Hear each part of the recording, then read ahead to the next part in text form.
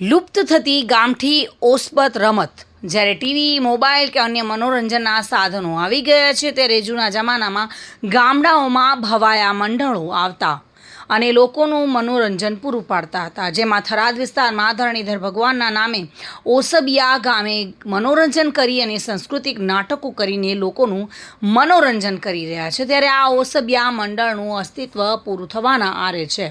આજે પણ થરાદરી પંથકમાં આવી રમત રમવામાં આવતી ટુકડીઓ સાંસ્કૃતિક વારસો ટકાવી રાખી અને ગામડાના લોકોનું મનોરંજન પૂરું પાડે છે. ગામડાના લોકો હોંશે હોંશે દાન દક્ષિણા આપીને આ સાધુ મહારાજને જમાડતા હોય છે. ભગવાન ધરણીધરના ઓસબને ખૂબ જ શ્રદ્ધા તેમજ ભાવપૂર્વક દેખતા ગામના વસ્તી ઉમટી પડે છે. જોકે અત્યારના આધુનિક યુગમાં હજુ ભગવાનના ભક્તિમય અને સાંસ્કૃતિક આ રમત દ્વારા હજુ પણ જ્ઞાન પીરસવામાં આવે છે, તેમજ એક નિર્દોષ હાસ્ય સાથે આ રમત રમવામાં આવે છે, જેમાં લોકો ખૂબ જ આનંદ પ્રાપ્ત કરતા જોવા મળે છે.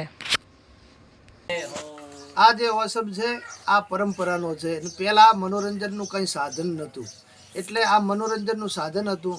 અને આ ઓસબમાં ખૂબ જાણવા મળે છે.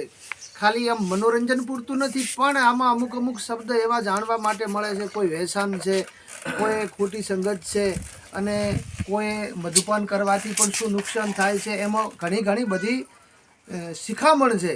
અને બૈરા માણસને પણ વ્યસન થાય કે ન થાય, અને એમાંય પણ જે ગુટકાને આવું બધું અમુક ખાતા હોય છે, પણ એ પણ આમાં શિખામણ લેવા જેવી હોય છે કે ખવાય નહીં. તો આમાં ગમત સાથે જ્ઞાન હોય છે. તો આ પરંપરા છે ને, પરંપરા સંસ્કૃતિને અમે નિભાવી રહ્યા છે, બરાબર.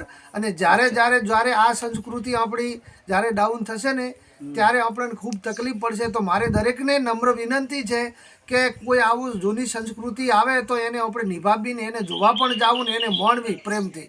બોલે ધણીધર ભગવાન કી જય. મહેન્દ્ર ઓઝા સાથે bureau report, today Gujarati news.